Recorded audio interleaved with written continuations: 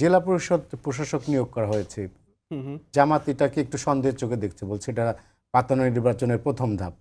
মানে আপনার কাছে কি এইটাকে কি মনে হয়?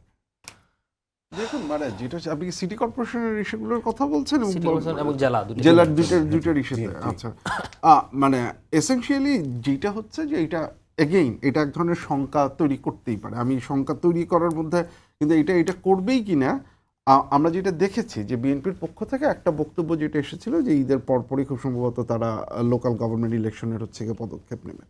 তো এবং এখানে যে ঘটনাটা ঘটেছে এটাকে আপনি দুইভাবে এসে করতে পারেন। একটা হচ্ছে যে আমরা যেটা দেখেছি যে অনেকগুলো জায়গাতেই আপনার স্থানীয় সরকারের যে কার্যক্রম, স্থানীয় সরকারের কার্যক্রম চালানোর জন্য আপনার যে ইলেক্টেড রিপ্রেজেন্টেটিভ বা যেটা লাগে সেটা তো আসলে হচ্ছে 5ই আগস্ট পরবর্তী সময় হচ্ছে অনেক জায়গায় ছিল না, একদম পুরোপুরি স্থবির ছিল।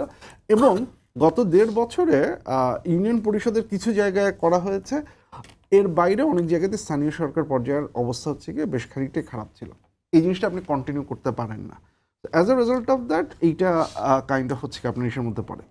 সমস্যাটা যেটা হবে যে এখন যেহেতু হচ্ছে আপনার এটার একটা সময়সীমা আছে অ্যাক্ট অনুযায়ী, বা সেই সময়সীমার মানে বাইরে চলে গেল, ইস্যুটা যেটা দাঁড়াবে হচ্ছে যে এইটার কারণে আপনি নির্বাচন লোকাল গভর্নমেন্টের প্রশাসক নিয়োগের কারণে কি মানে বিএনপি খুব শিগগিরই নির্বাচন দেবে না এরকম কোনো কিছু মনে হচ্ছে? আমার কাছে এখনো পর্যন্ত তো এটা মনে হচ্ছে না।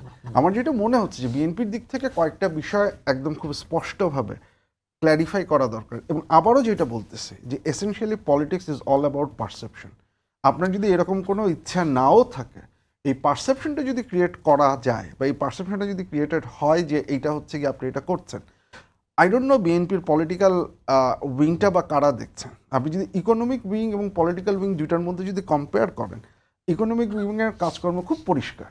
আপনি তাদের হচ্ছে এই সোশ্যাল সেফটি নেটের কার্ডগুলোর কথা বলেন, তারপর আজকে ওই যে খবরে যেটা বললেন যে তারা বিনিয়োগ সেইগুলো করবেন, ভিশন অ্যাক্টিভিটিস খুবই পরিষ্কার এবং সে অনুযায়ী খুব ক্লিয়ার গোল। পলিটিক্যাল জায়গাগুলোতে আমি দেখছি যে হচ্ছে এই জিনিসপত্রগুলো খুব পরিষ্কার হচ্ছে না, বা ক্ল্যারিফিকেশনটা দরকার।